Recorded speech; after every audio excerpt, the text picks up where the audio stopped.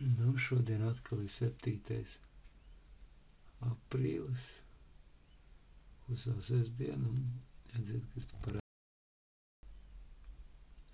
stumbiņas mazās. Esteržu istabā parādās zelta puteklis. Krāsā kā uz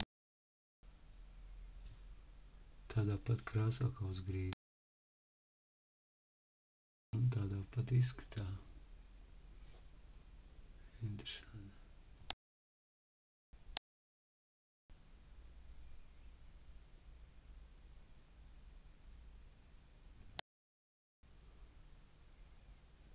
Šitā skaidrāk lieta.